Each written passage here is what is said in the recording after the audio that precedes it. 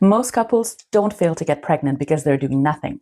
They fail to get pregnant because they're doing the wrong things at the wrong time or only looking at one half of the equation. If I wanted to have a baby this year, these are the exact things that I would start doing today for me, for him, and for both of us together, based on fertility science, not trends. Hi, I'm Ina, a naturopathic doctor with a focus on fertility and a proud mom of 4 after 30. I've lived this journey both personally and professionally. And today I'm sharing with you my no fluff roadmap to the steps that move the needle the fastest when time actually matters. Starting with me, we need to look at the foundations. I'd master my cycle, not just track the dates. Here's the shocking truth. Most women who track their cycle don't actually know when they're going to ovulate. And if you don't know when you're going to ovulate, everything else becomes guesswork.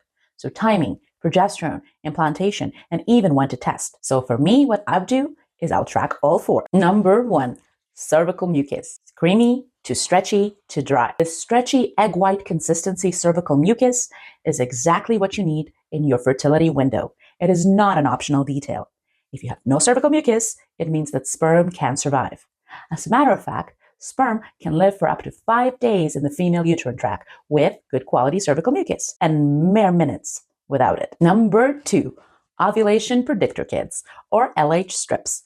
I'd start testing much earlier than most people would, probably around day 8 to 10 instead of the recommended day 12. Why? Because fast surges are missed all the time. Number 3, your basal body temperature. This helps us confirm that ovulation actually happened, not that your body tried to ovulate. And number 4, your cycle length. 26 to 32 days is the sweet spot. Any longer or shorter than that usually means that we need to support your ovulation quality or your luteal phase hormones. This matters because even though good timing does not fix weak ovulation will sabotage implantation. Next, I'd look at fixing my stress response, not relax, because stress is not a mindset. It's biology. Your nervous system directly controls ovulation timing, progesterone production, and uterine lining development. Chronic stress leads to high cortisol, which leads to low progesterone. This shows up as late ovulation, short luteal phases, spotting, and implantation failures. So this year, I'll treat my nervous system like brushing my teeth. My daily no-negotiables would be 2 minutes of grounding breathwork, 5 minutes of direct morning sunlight, having protein and fat at breakfast, no phone for the first 20 minutes after waking up, and doing something that I find pleasurable at least once a day. Maybe listening to some music I like, having a herbal tea, going for a walk, or just relaxing and reading a book. This is because progesterone will not rise in a body that feels unsafe. Next, I'll turn my attention to supplements, and I'd optimize my prenatal strategically, because a prenatal is not insurance, it's raw materials. First, I'd look for methylated folate, not synthetic folic acid, because up to 70% of people can't convert synthetic folic acid efficiently. Omega-3s, because egg cell membranes are made up of fat. Vitamin D, because about 50% of the population is actually deficient, and lower levels of vitamin D have been shown to decrease both IVF and natural conception rates. Iron, based on labs, and especially if you've been having heavy periods. And CoQ10, especially over 30 and crucial over 35, because it supports the mitochondrial energy inside the egg. Your egg quality is not built the month you conceive.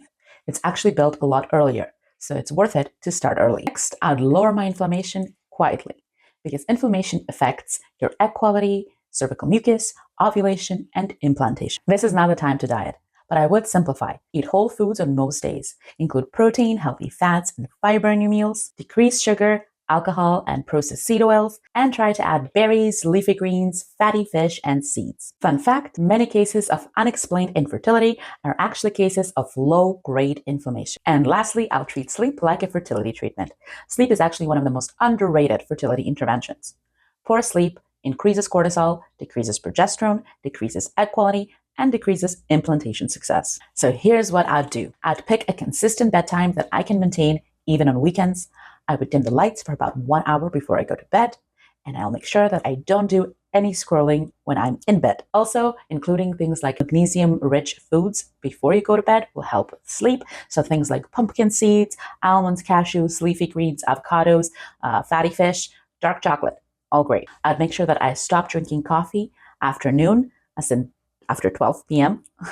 and I would protect my sleep before midnight because hormone repair actually happens earlier in the night. This is important because your sleep quality determines your cycle quality, and your cycle quality determines how fast you get pregnant. Moving on to him. Here's what I'd have him do if we want to get a baby this year. First, get a semen analysis.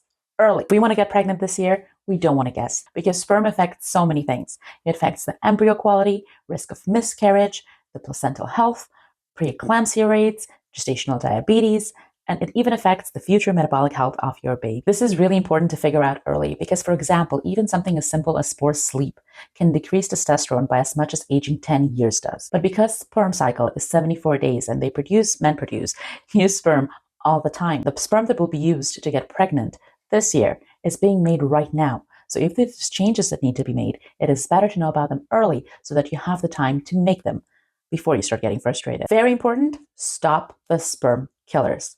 No more hot tubs, hot saunas, heated car seats. Stop with the laptops on the lap and the cell phones in the front pocket. No more tight underwear, weed, or heavy drinking. No more daily intense cycling, overtraining, chronic late nights, eating ultra-processed foods, and chronic stress. But the good news is that sperm regenerates, and any changes that you make today will show up as better sperm in just one sperm cycle. Next, you would want to boost his testosterone naturally. And the good news is that men respond super fast. I'd have him lift weights 3 to 4 times a week, prioritize having protein and healthy fats, get morning sunlight, prioritize sleep, and manage his stress early in the day. Because when testosterone rises, sperm quality follows. Just as I would do for myself, I would make his sleep a non-negotiable. Because like we said, sleep is free hormone therapy. So I would focus on having a consistent bedtime, making sure the room is cool, no screens in bed, minimize alcohol, and just as I would for myself, I would optimize his supplements. Men also need a good quality prenatal, omega-3s, CoQ10, vitamin D, and zinc and selenium. Not forever, just long enough so he can build strong sperm. And lastly, here's what I'd have both of us do. First, sync our foundations. So sleep, protein, and hydration. Then reduce stress as a team. Sunlight, going for a walk, or doing some breath work.